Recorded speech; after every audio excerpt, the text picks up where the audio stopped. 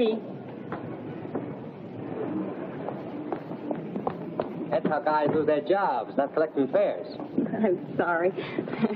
I guess I'm a little excited. Thank you, lady.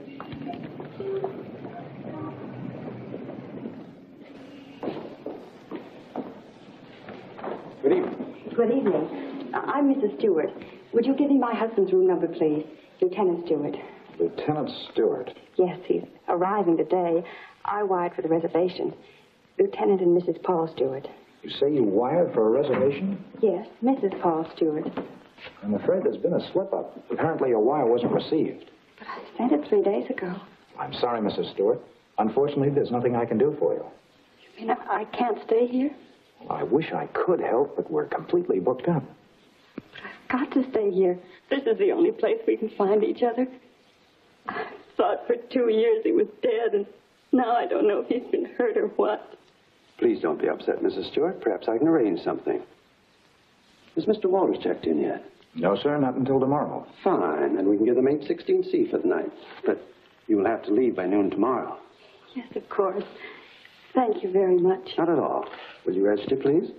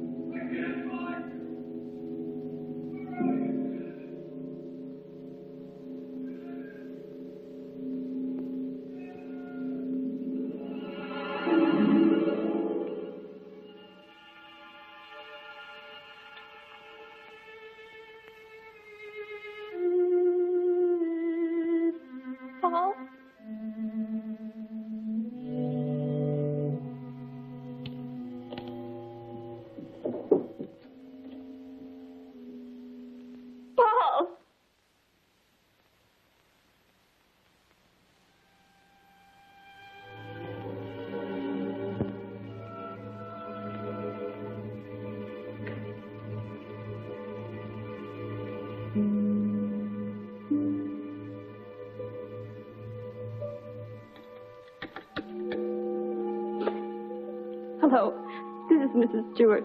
Did my husband come in? No, thank you.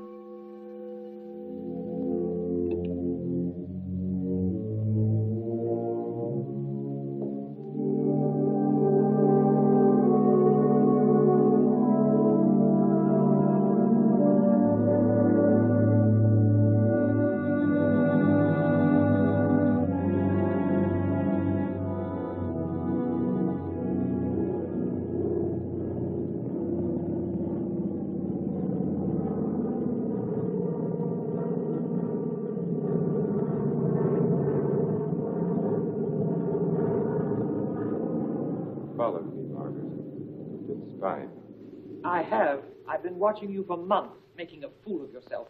I don't think so. Bringing her here.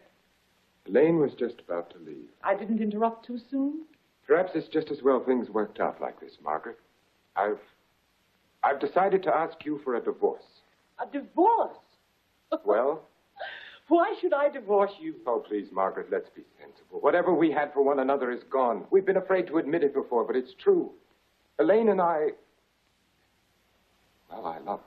You never loved anyone but yourself. Please, Margaret. I was good enough for you once, but now you want someone younger. It's not that way at all. It's just that I can't go on with you any longer. All right, Richard.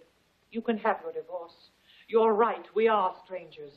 But I have some pride, and no one's going to think you cast me off like Margaret. that. You want your precious Elaine, and you can have her. But people are going to know the truth. I'll start right in by telling the room clerk you've been entertaining your girlfriend in our apartment. Then I'll call the newspapers. Careful, cautious Richard. Destroying everything he is for the sake of a cheap... Get away from that you phone, asked for it, Margaret. and you're going to get it. Leave that I'll phone enjoy alone, telling your Margaret. friends Leave what you that and your phone little alone. Alfred have been up to. I hate you.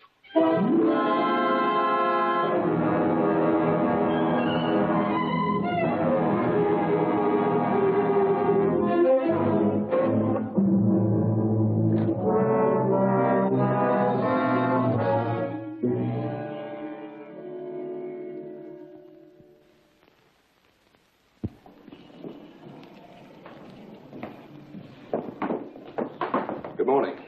Good morning, sir. I'm Lieutenant Stewart. Oh, yes, Lieutenant. We've been expecting you. Your wife's certainly going to be glad to see you, sir. Mr. Blake, this is Lieutenant Stewart. Mr. Blake's our manager. Lieutenant, you really had us worried. I'm glad you finally got here. For a while, I wasn't sure we'd make it. The weatherman threw the book at us. Well, you're in for a real welcome. 816C, boy. Oh, that's all right. I'd kind of like to surprise you. Very well, sir. Thanks.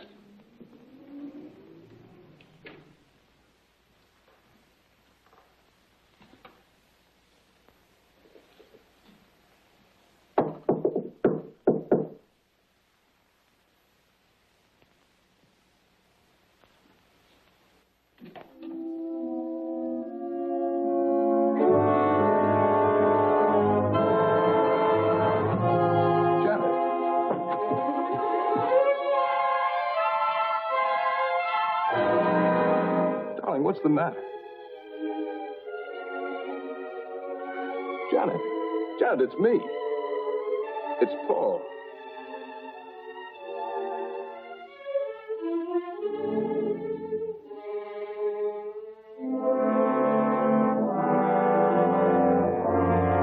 Janet.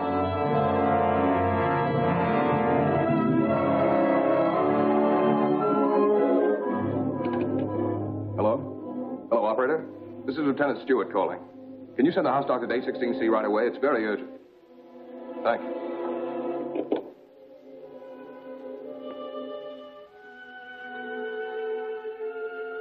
Well?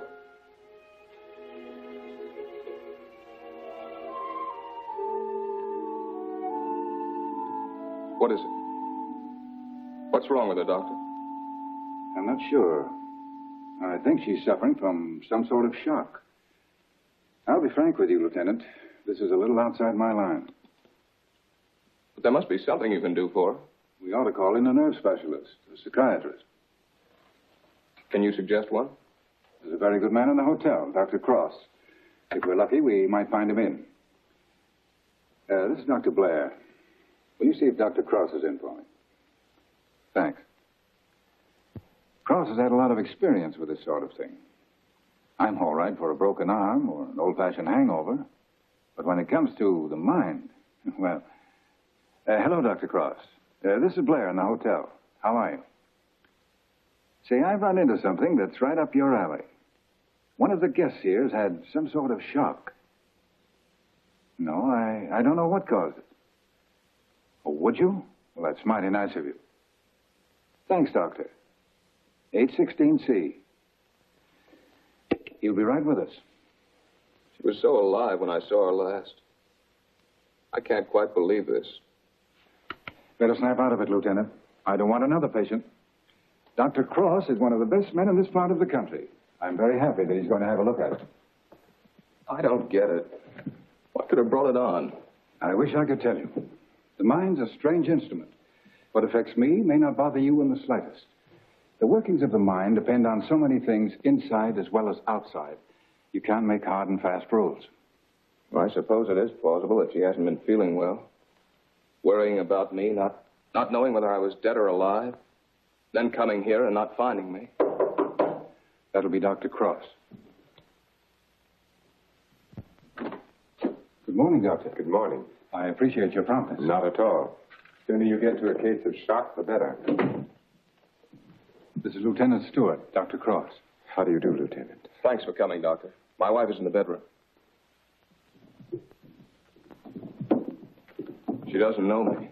She doesn't seem to know anything. Were you here when it happened? I just got in a few minutes ago. When I opened the door, she was sitting on the divan. Her eyes were wide open. She was staring at nothing.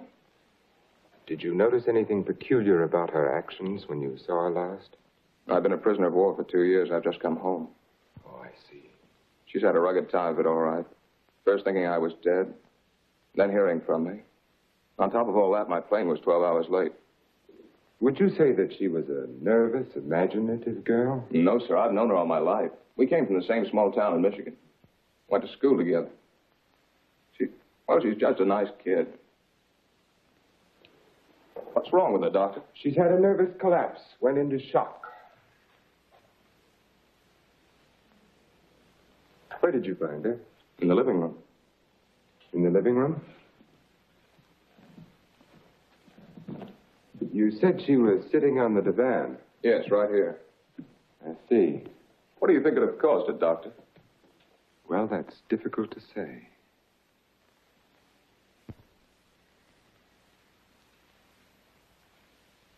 You have no idea how long she might have been sitting there. No.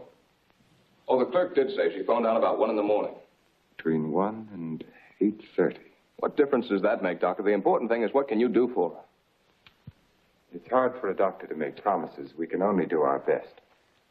Are you living permanently at the hotel? No, as a matter of fact, we've got to clear out by noon. Oh, I see. But then I'd better take her to my place. She's going to need someone with her night and day. Dr. Cross has a private sanatorium just out of town. I see. Believe me, Lieutenant, it's best for her. But there must be a hospital here in San Francisco. I'd like to be near her. Of course. But I'm at my place every day. It's in the country, and she'll get plenty of fresh air and quiet. If I were you, Lieutenant, I'd listen to Dr. Cross. Okay. You men know best. Just get her well again. I was getting ready to leave when you called. I'll take Mrs. Stewart up with me now.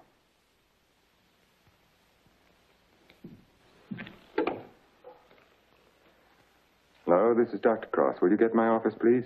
I'm going along with her, Doctor. I'd rather you waited, Lieutenant, until I've been able to give her a thorough examination. It's quite possible your presence may excite her and do her more harm than good. It's just that it's been so long since I've seen her. Why don't you drive up with me tomorrow? Miss Jordan, will you call the hospital and tell Miss Hatfield to have a room ready for a new patient? We'll be there shortly. Yes, that's right. You pick us up at the hotel. Right. You'd better pack a bag for your wife, Lieutenant. Thanks, Doctor.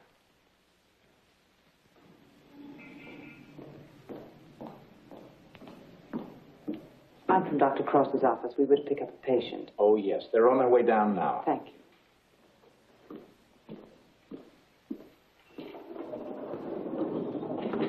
Your car's waiting, Doctor. Thank you.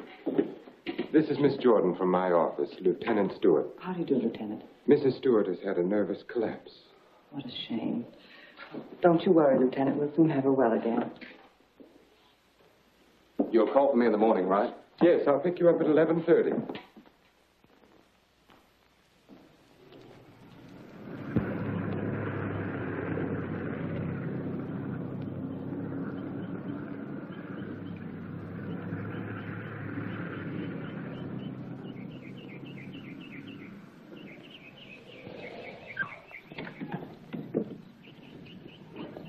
Put her to bed and have Dr. Stevens give her an injection of scopolamine. Yes, Doctor.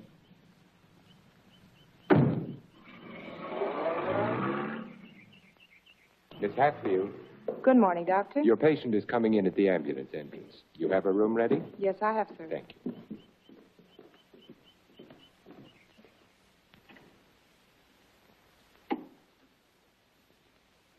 Good morning, sir. Good morning, Doctor. How is she? Quite relaxed, sir. What's your trouble? Amnesia shock. She's had her injection. Yes, she's ready to talk now. Thank you. That'll be all.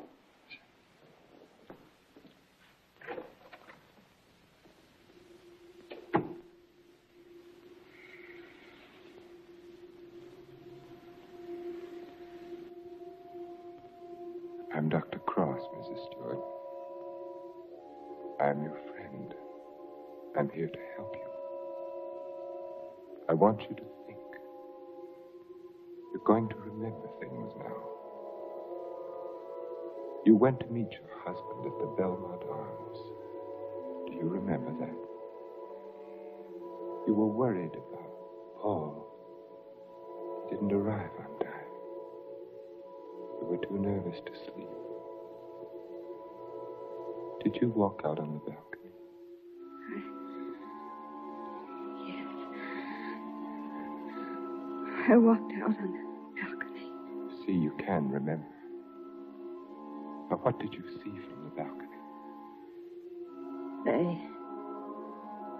They were quarreling. You heard them distinctly? I... Did you hear them distinctly?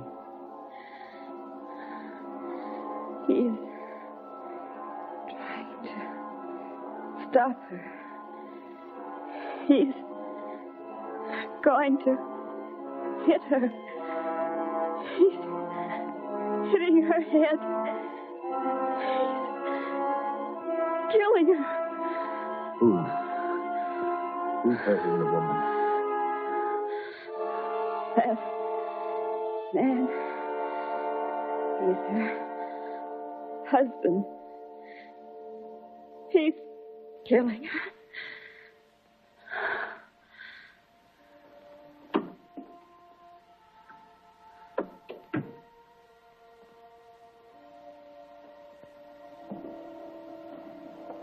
Well?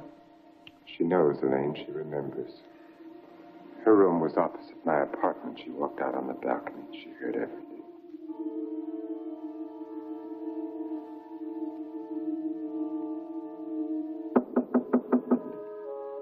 Yes? Can you come now, Doctor? They're having trouble with Mr. Edwards again. Yes.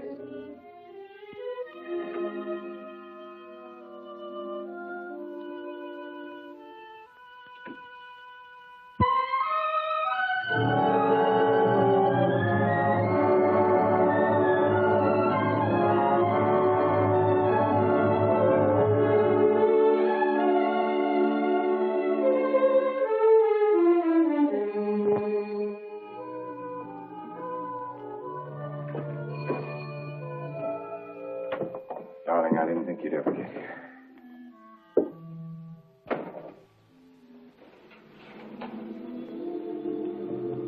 I love you.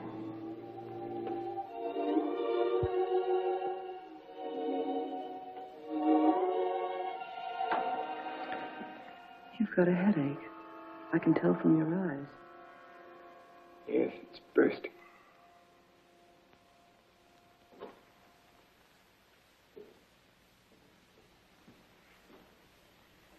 You did it? Yes. Yes, I did it. It was horrible, Elaine. I had the porter take the trunk down. I told the hotel manager I was joining my wife in Carmel for a few days to ship the trunk to my lodge. No one knew she was in town last night? No, she came up the back way.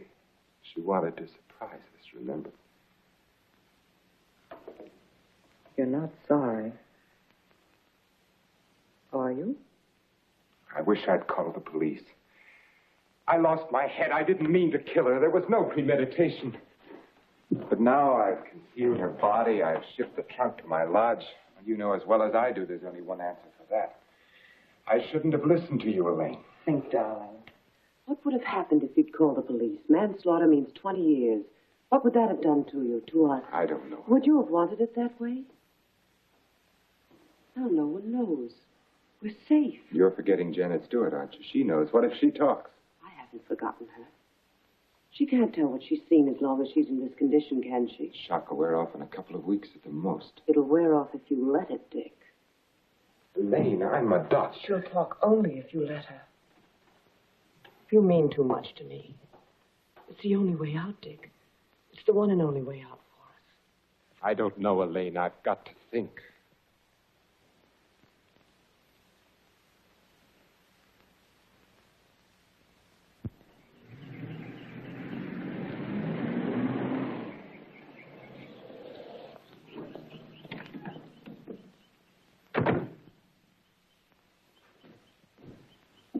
Good morning, Mrs. Penny. Good morning, Doctor. You're looking very well today. Thank you, Doctor. Good morning, Doctor. Good morning, Miss Hatfield. This is Lieutenant Stewart. Miss Hatfield's our head nurse. How do you do, Lieutenant? Is Miss Jordan with Mrs. Stewart? Yes, she is, Doctor. Good morning, Lieutenant. Janet. Darling, it's me. It's Paul. I'm home, dear.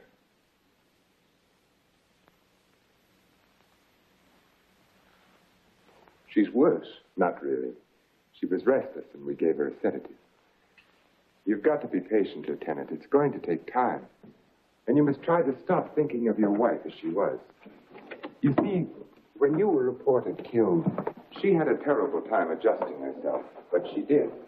Then when the news came that you were alive and on your way home, it was hard for her subconscious to accept that because the first adjustment had been so difficult. Then, of course, when your plane was late, she thought she'd been tricked, that you'd never sent that wire. Don't try and let me off easily, Doctor. Give it to me straight. Tell me, can you help her? That's a very difficult question to answer. Sit down, Lieutenant. The mind is a delicate, fragile thing. It's almost as intangible as faith. And that's what you're going to need. A lot of faith in yourself and in your wife and in me. Please don't think I haven't faith in you, Doctor, because I have. But yesterday, after you left with Janet, I needed someone to talk to. Of course. So I went to the Army hospital and I talked with some of the doctors. I told them Janet was in your care. They said that I couldn't find a better man. But, well, you know how it is. I figured that maybe two minds might be better than one. And I asked if another opinion mightn't help. Well, that's perfectly understandable. If you want a consultant, by all means, bring one in. Thanks. They recommended Dr. Franklin Harvey. Harvey? Well, I studied under him. He's probably the best man in his field. Oh, that's swell, Doctor.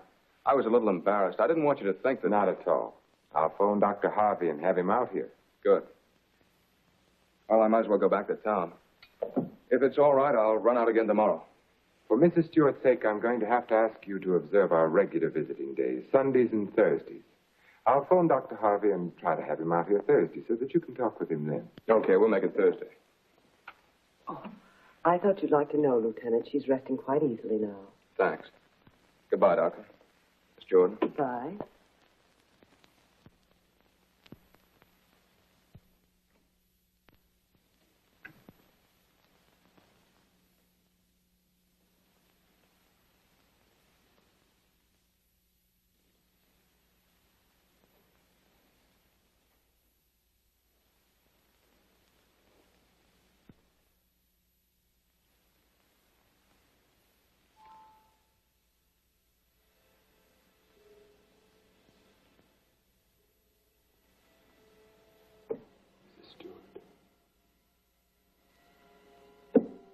Stewart. You're going out on that balcony again, Mrs. Stewart. You're looking into the other apartment. You're listening to the argument. Do you remember what happened to the woman? He's hitting her. He's hitting her with the candlestick. Now he's hitting you. No. Hitting you with the candlestick. Hitting your head again and again. My head's hurting. My head. The candlestick is killing you. Soon you won't be able to remember anything. You can't hear the sound now. You can't hear anything. You can't hear. You can't remember. You can't remember. You can't remember. Edward's condition is deteriorating rapidly. If this continues, we will have to take steps to put him in a more suitable institution. She's exhausted. She hasn't got far to go. Lane, do you think you could manage it here alone for the weekend? Certainly, why? The trunk should be there tomorrow. I've been wondering. There are no servants at the lodge. What'll happen when the trunk is delivered and there's no one to receive it? Nothing. They'll just leave it on the back porch. When are you leaving? Tomorrow. Dr. Harvey's due here this afternoon. Harvey? Coming here for what? Stewart requested a consultation. You're not going to let him examine her. Of course. How would it have looked if I'd said no? But he might discover something. He has no reason to be suspicious. You can't risk it. I won't let you. I know what I'm doing, Elaine. Darling, you're not thinking clearly. I've never seen things so clearly before in my whole life.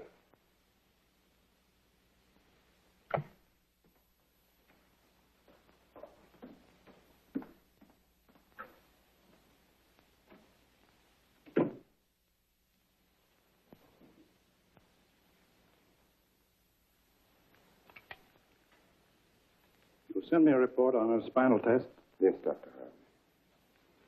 and the other specimens. Yes.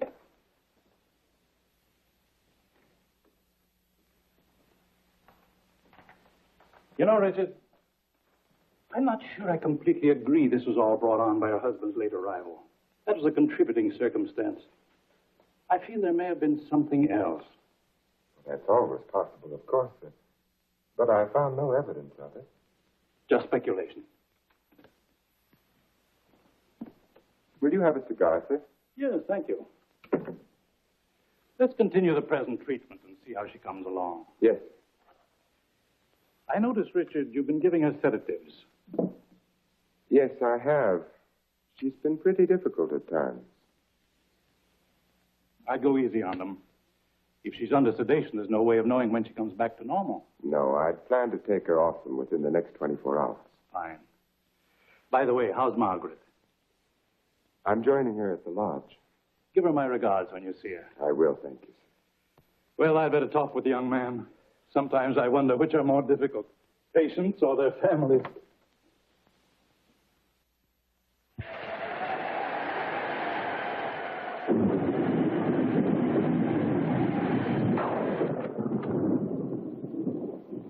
Hiya, beautiful.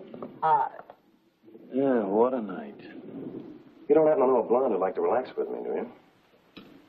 That's what I thought you'd say. Coffee? Please.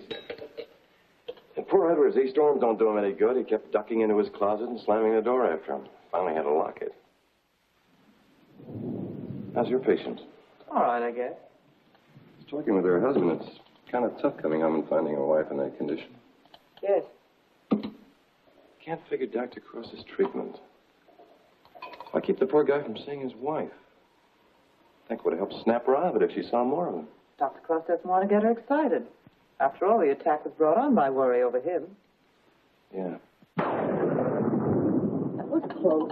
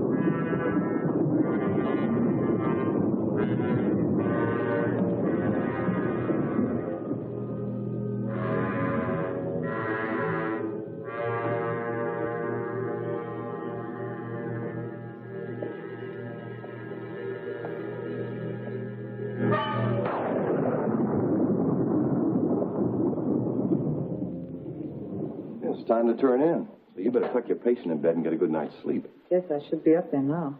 Tell me, is it true that doctors get a night off once in a while? If you had a night off, you wouldn't know what to do with it. Wouldn't I? Wouldn't I? Good night, Doctor. Good night.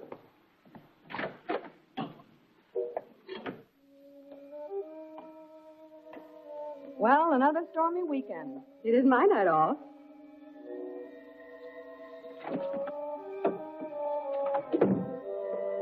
Well, anyway, the rain will help Jane on her day off.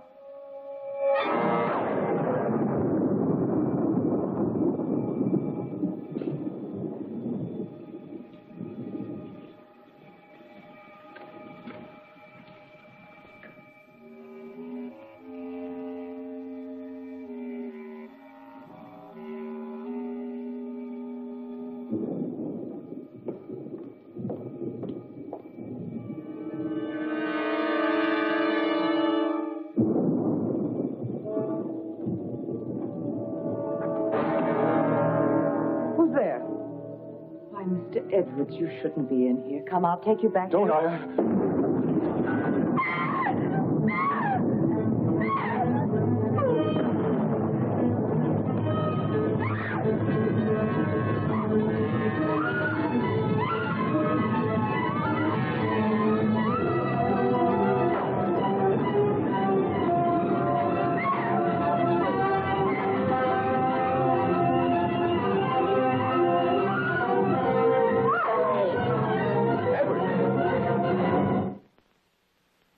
Don't be afraid. We won't let the storm hurt you. You're coming back to your room, aren't you, Mr. Edwards? Aren't you, Mr. Edwards?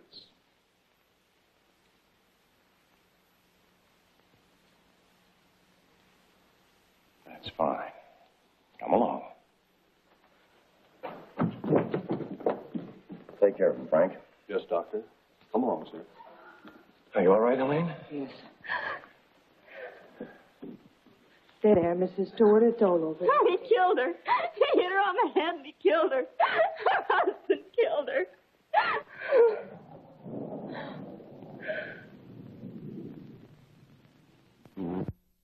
This became very violent last night. This morning we found that he had a key hidden away. I ordered the lock on his door to be changed. As for Mrs. Stewart, she's suffering from hallucinations. She keeps insisting that she witnessed a murder, which obviously... Come in. Oh, hello, Lieutenant. They told me I'd find you here. I hope I'm not interrupting. Not at all. It's kind of rough, isn't it? Yeah. She's out of her head. She's got a crazy idea she saw a murder. What am I going to do? You're going to sit tight. She's in good hands. So they keep telling me, but... Oh, she's getting worse. I'm thinking of taking her back to San Francisco, to a hospital there. I wouldn't do that if I were you, Lieutenant. Dr. Cross is tops. You know that. You brought Harvey in to consult you. Can't do any better than that. But I can't just sit around and watch her get worse. I've got to do something. Lieutenant, I wouldn't try to kid you for the world. So far, we've tried to snap her out of it with quiet and rest and simple foods. There are a dozen other things we can do. Electric therapy, insulin shock. Insulin shock. They use that in the Army on guys who blow their tops. Sure they do, because it often helps. But you're not going to turn it down on that account, are you? No. Well, relax. The setup here is perfect. Everybody's rooting for you. Now, just take it easy. You mean that? Okay. Say, put in a couple of extra licks, Doc. I'd kind of like to take her home soon. Okay, Lieutenant. We'll do everything we possibly can for her. Goodbye, Doctor. Goodbye. I beg your pardon. Look at this. Mrs. Cross is dead. What? The body of Mrs. Margaret Cross, wife of the noted psychiatrist, has just been recovered from its resting place among the rocks at Point Lobos. Mrs. Cross has been missing since Friday night. Coroner Jess Haynes has pronounced the death accidental.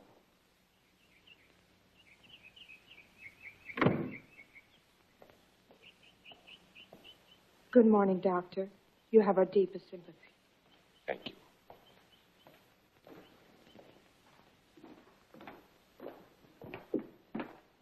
I'm terribly sorry, Doctor. Thank you. Will you come in, Miss Drew? Yes, sir.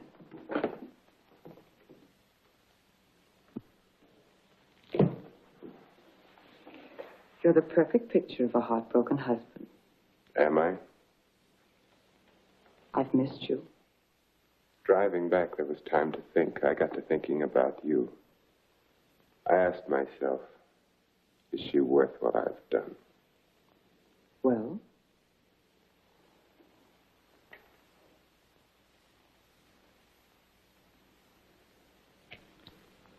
That was a very satisfactory answer. How did things go while I was away? Oh, darling, things are going so well I can hardly believe it. What do you mean? Mr. Edwards got out during the storm. He went into her room. What? He went after me. I struggled with him. She woke up and confused Mr. Edwards with you. She was thrown back into that night at the hotel. Oh, Elaine, that undoes everything I've tried to do. No, Stevens and Miss Hatfield heard her. They're convinced she's insane. Now, no matter what she says, they'll think she has hallucinations. I see. But you don't see, darling. Before you were trying to make a threat. Now she can talk her head off and no one will believe her. If we can encourage her to talk, convince her husband that she's insane, we can keep her here as long as it suits us. And have her committed.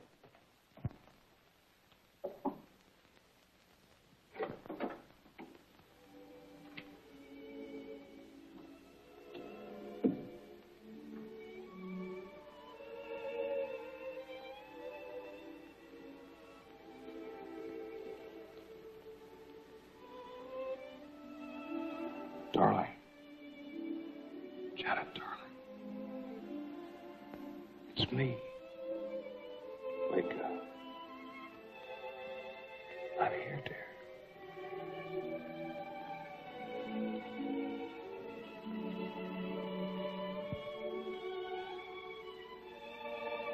Oh. I've waited all night for you, darling. What took you so long? Don't worry, I'm with you now. We have to be out by morning, Paul. They won't let us stay. Lieutenant Stewart. You shouldn't be in here. Paul! It's him! Who is it, dear? Him! He killed her. He killed his wife. He picked something up, Paul, and he hit her with it. He was arguing with her, and he killed her. I know, dear. You've upset her, Lieutenant. You shouldn't have come in here. Come outside with me. Give her a hypodermic, nurse. Don't leave me here. You'll kill me. Come back. Easy, Paul. What is it, Doctor? What's happened to her? Lieutenant, I'm going to be perfectly frank with you. What you've just heard is something I've been afraid of. There are times when patients emerging from amnesia suffer from delusions. It doesn't happen often. I'd hoped it wouldn't happen in her case, but you heard her yourself. But why? Well, it's hard to explain. But if you come with me, I think I might be able to clarify it for you.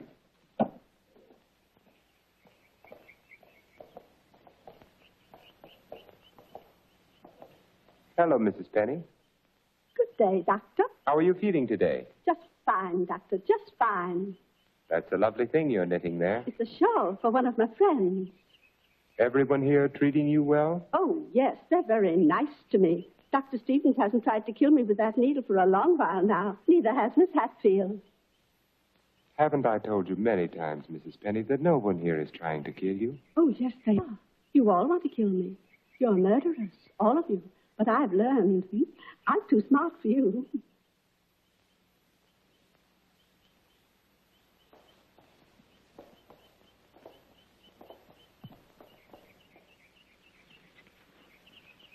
What you've just heard, Lieutenant, for the second time, is the typical attitude of many of our patients towards the hospital staff. But that old lady, she seemed all right. Mrs. Penny is suffering from a paranoid form of dementia precox, characterized either by delusions of grandeur or delusions of persecution, or both. The patient, when confined to the hospital, almost invariably becomes convinced that the doctors and nurses who are treating him are really murderers intent on killing him. This delusion is quite common among mental cases in an institution of this sort. Are you trying to tell me my wife is out of her mind? No. Out of the mind denotes complete loss of reason. Mrs. Stewart hasn't reached that stage. But she's got the same crazy idea as the other patients. Right now, she's merely suffering delusions. However, I feel it's only fair to tell you, Lieutenant, that this condition can become worse. Our fight now is to prevent further deterioration of her mind. You've got to help her, Doctor. You've got to get her well again. I'll do everything I can. Believe me.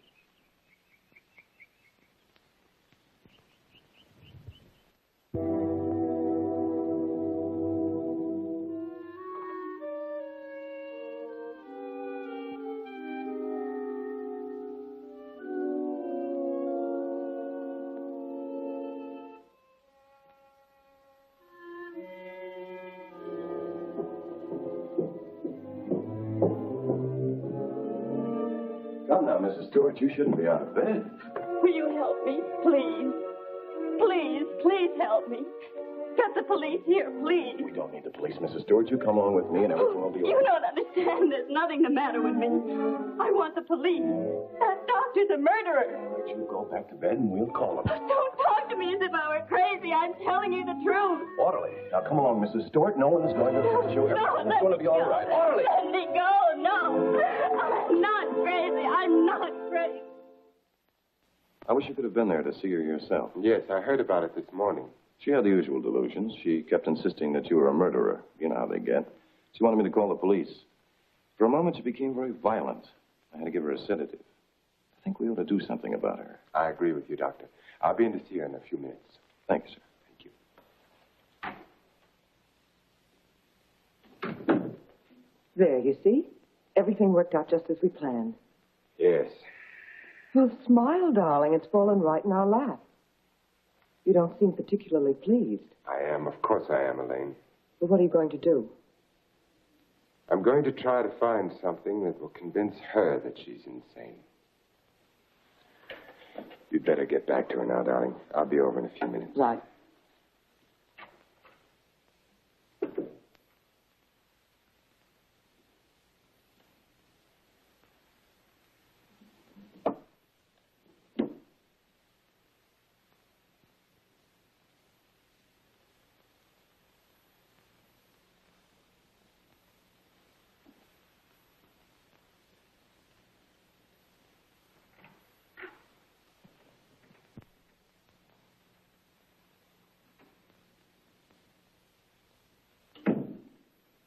You feeling any better today? I'm all right. There's nothing the matter with me. Miss Jordan tells me that you're still talking about some woman I'm supposed to have killed. I've asked you to stop thinking about such things, Mrs. Stewart. But it was your own wife. If I can prove to you that you couldn't have seen me kill my wife, would you believe that this is a delusion you've been suffering from? You were arguing with her about a divorce.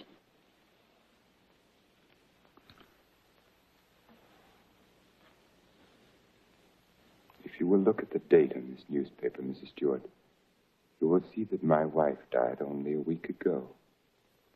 You have been a patient here for over 3 weeks now. 3 weeks? That's right.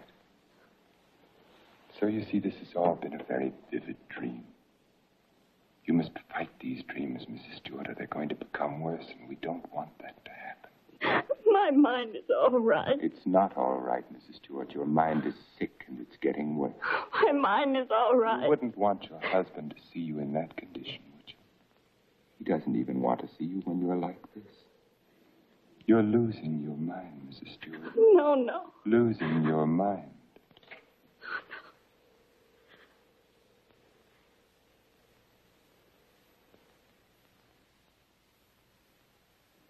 Thank you, Miss Hatfield. Dr. Cross, Yes? there's someone in your office to see you. Did I have an appointment? No, sir. He's from the District Attorney's Office of Monterey. Oh, yes, thank you.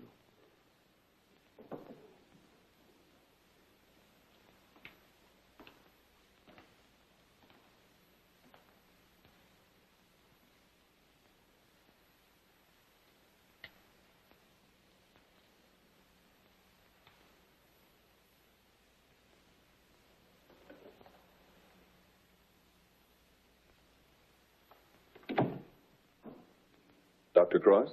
Yes? How are you? My name's O'Neill. I'm with the district attorney's office in Monterey County. Oh, yes. What can I do for you? It's in connection with your wife's death, Doctor. I thought the case had been closed.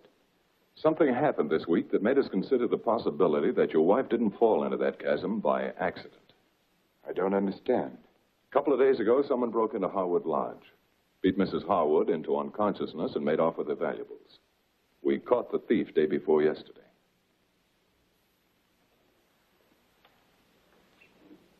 But what has that to do with Mrs. Cross's death? It may not have anything to do with it. It occurred to us that since the lodge was so close to your place, the man who clubbed Mrs. Harwood may have paid a visit to your wife. You've lived around Point Lobos for nearly 10 years. Mrs. Cross spent much of her time there. She must have known those cliffs pretty well, even at night. Yes. I'd hate to think that I'm not saying it was murder, Doctor. I'm just checking. Of course. I'll do everything I can to help you. I knew you'd feel that way about it. Have you checked your place to see if anything was missing? I'm sure there isn't, or I'd have noticed it. If it's all right with you, Doctor, we'd like to have Mrs. Cross's body exhumed. But the coroner said... It was only a routine examination. Well, I don't know as that's necessary, Mr. O'Neill. You've got your man. All we've got is a drunken old tramp who clubbed Mrs. Harwood and stole a little money and jewelry. We can't know about Mrs. Cross unless the body's exhumed. But it seems almost sacrilegious. Hasn't she been through enough? Haven't I? I'd hoped you'd be more understanding, Doctor. Naturally, we'll get a court order, but it would be much simpler if you... If this tramp killed your wife, you want to see him punished, don't you? Of course. Then you can't conscientiously object to the exhumation. No. No, Mr. O'Neill, I can't. If the man is guilty, he must be punished, of course. Thank you, Doctor. You'll hear from me one way or the other within the next few days. Thank you for your cooperation.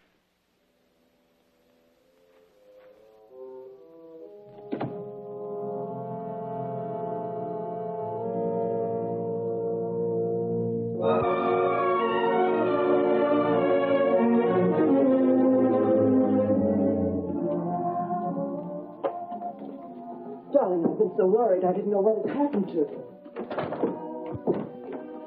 Where's he been? City. When you weren't here for dinner, I began to worry. What did the man from the district attorney's office want? They're going to exhume Margaret's body. You're not going to let them. I had nothing to say about it. They'd get a court order. But why are they? I don't think some prowler may have killed her. Prowler? They weren't looking for anything before. She slipped and fell and fractured her skull against the rocks. Now they may discover it wasn't the fall that killed her. They can't prove anything. No. Once they start asking questions, That's why I went to the city. I had to make sure that I hadn't overlooked anything in the apartment. Why didn't I report it in the first place? Why did I let you talk me into it? If it weren't for that Stewart girl, if they start asking questions and find her... Maybe they won't find her. We've taken care of everything else so far. If we have to, we'll take care of her, too. And you're not helping matters acting this way.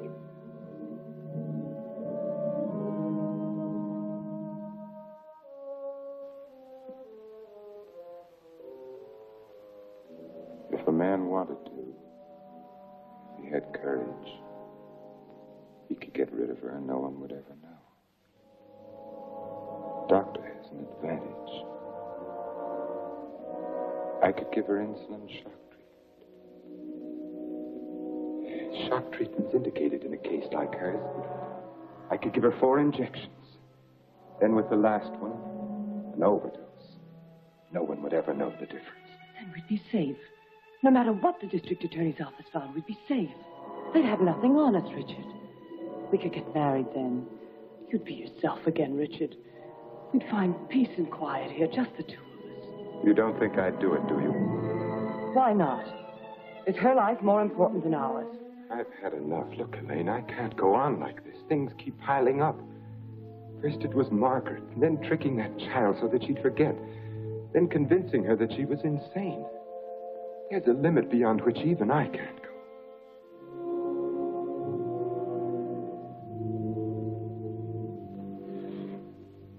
Richard, remember the first night I came here? Remember?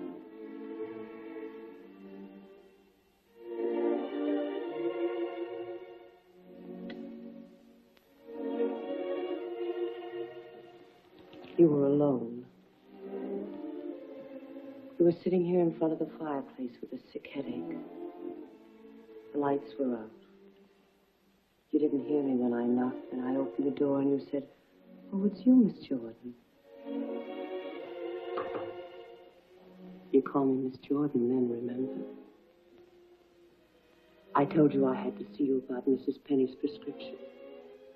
You talked to me, and you saw that I was tired, and you asked me if I wouldn't have a drink. I hesitated, and you said, "I won't bite your head off, Miss Jordan." We had a drink. Remember? We sat here for a long time, and then suddenly you laughed when you said your headache was gone. And you asked me about my family, and I told you. And we both laughed. Remember?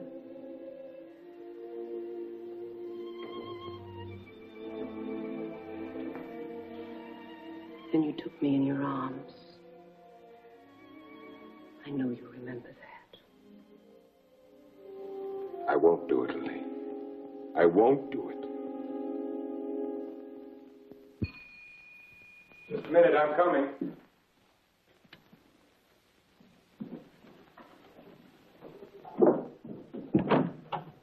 Hello, Doctor. Come in. I hope you hadn't gone to bed. No. They told me at the hospital I'd find you here. I didn't expect to see you so soon, Mr. O'Neill. I thought you'd phone me if there were any developments. I had to serve the papers. Oh, yes? Coroner's inquest subpoena. Now it's legal. What did the coroner find? Your wife was murdered, Doctor. Oh?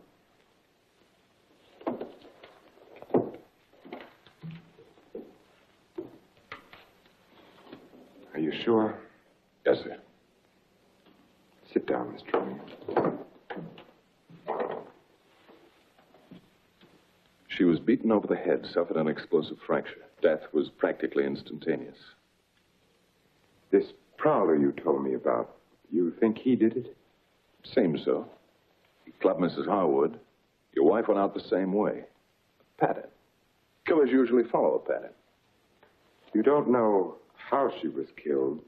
I mean, the weapon? She was struck with a candlestick. A candlestick? Are you sure?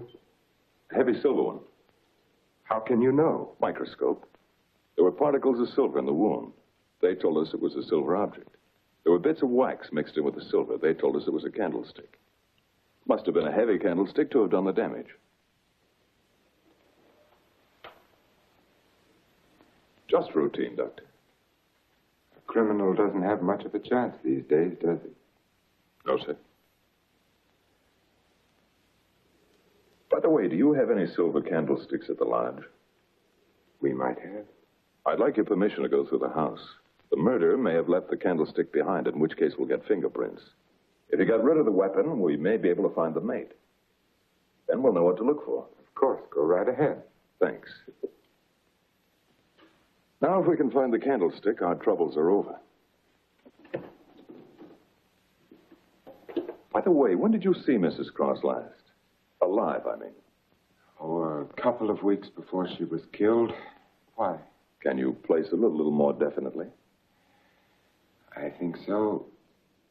Things had been piling up around here, and I needed a change. So I drove down to Point Lobos on a Friday night. Anyone see you? I don't think so. Why? We're trying to fix the exact time of her death. Well, I'm not sure anyone saw me. I drove down there on Friday night, left there around 9:30 Saturday night. Well, it's not too important. Naturally, I want to do everything I can to help you, Mr. O'Neill. If I think of anything, I'll get in touch with you. Thanks. Sorry to bother you so late. That's all right. See you at the inquest. Good night, Doctor. Good night.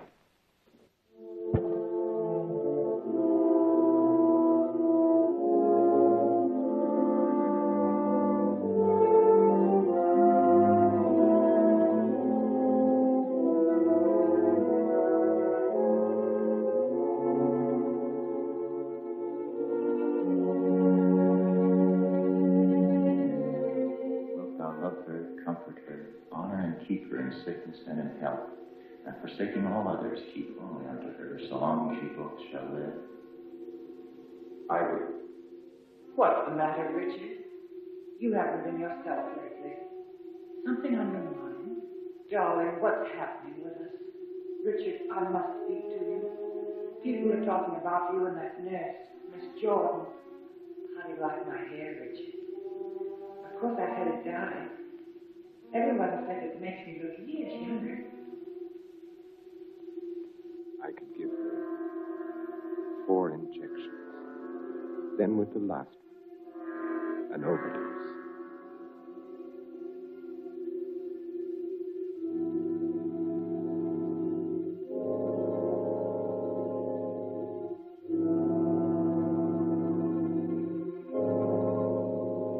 Then we'd be safe. No matter what the district attorney's office found, we'd be safe.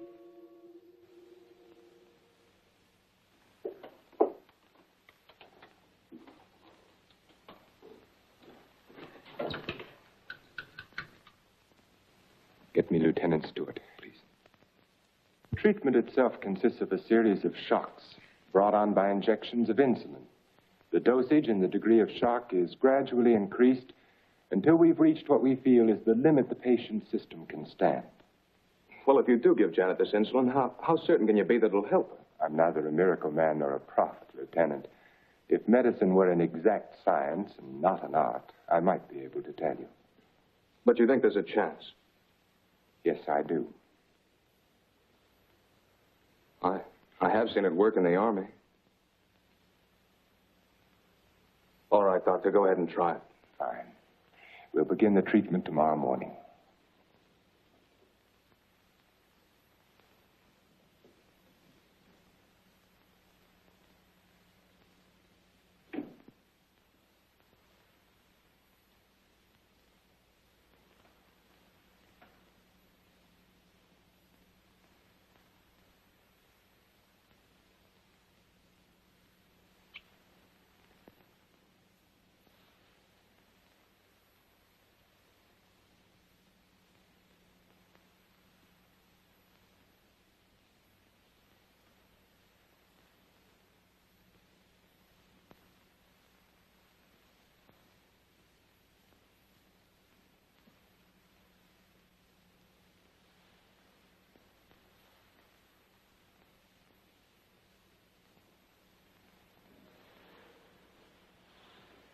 Give her about an hour and a half.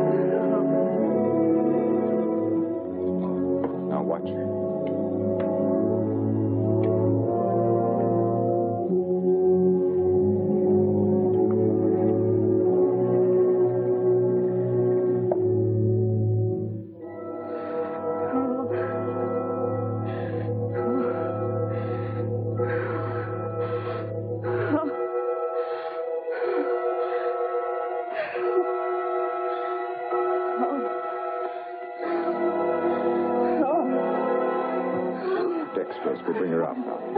No, Lynn.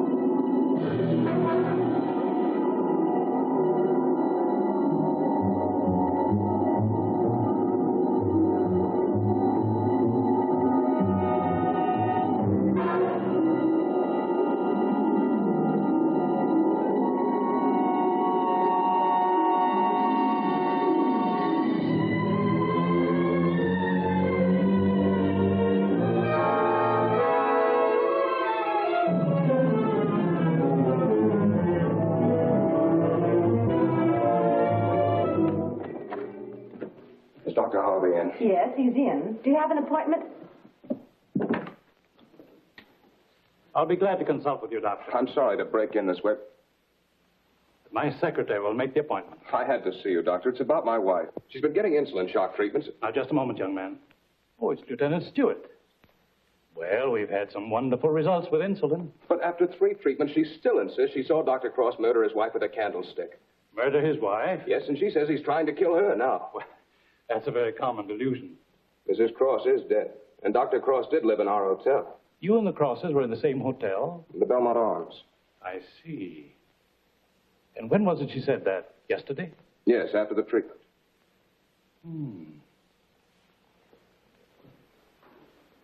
You realize it's hard to make generalizations. But as a rule, the patient is completely normal immediately after insulin shock. They may relapse into their hallucination after this lucid period. But for that moment, no matter how bad the case, the patient speaks the truth. You're telling me in your own way that Janet's normal. That she's got something on Cross, and he's pretending she's crazy to save his own neck. I'm not saying quite that, but... Will you read this, Doctor?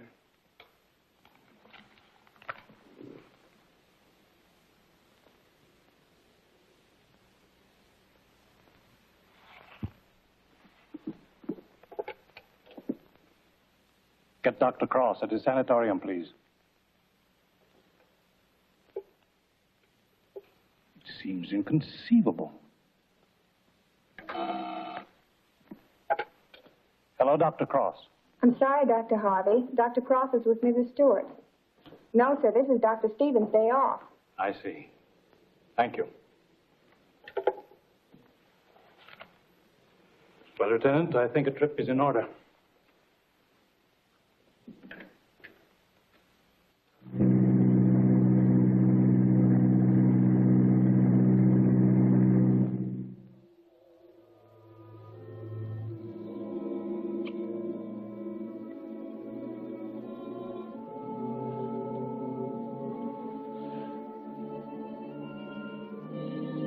She's the only one who knows Richard. No matter what O'Neill says or anyone else, if she's out of the way, we've nothing to worry about.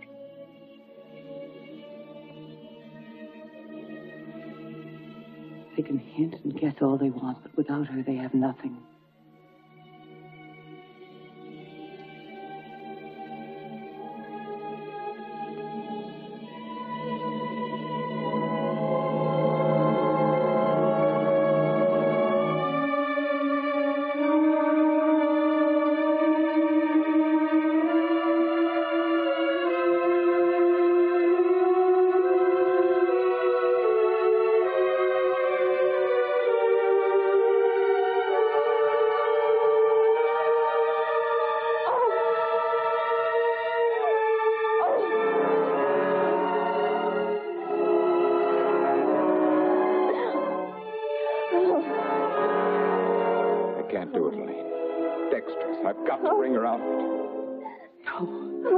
No, you can't. Dick, you can't. Dexter, Elaine, I've got to save her. I've got You can. I won't let you. We've got to go through with this. Don't you understand? I can't go through with it. Her life or ours. No one will ever know. Elaine. Richard, listen to me. Let go of me. Richard, I love you. Richard!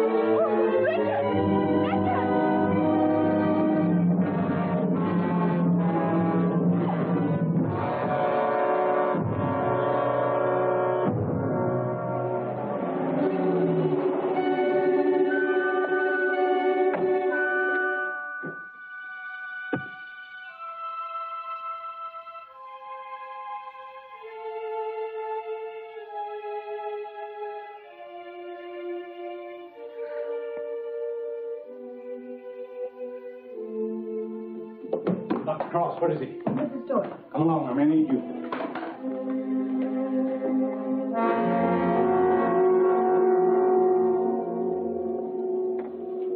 Adrenaline, quickly.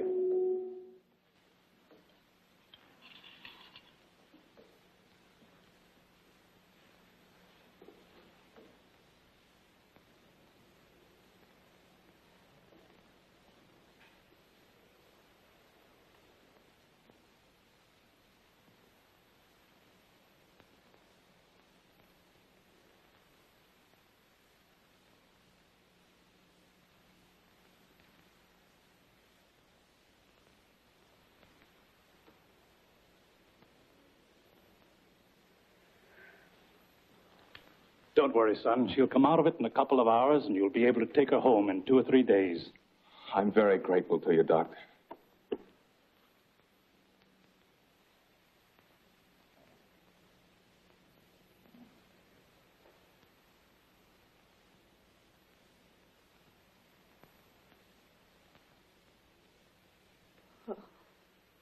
Oh, Janet, darling. September 13th. In the case of Janet Stewart. I gave her insulin shock again today for the 4th time.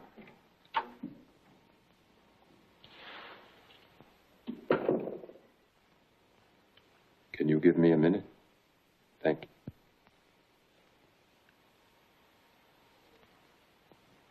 Dr. Harvey completed the treatment successfully. The case is closed.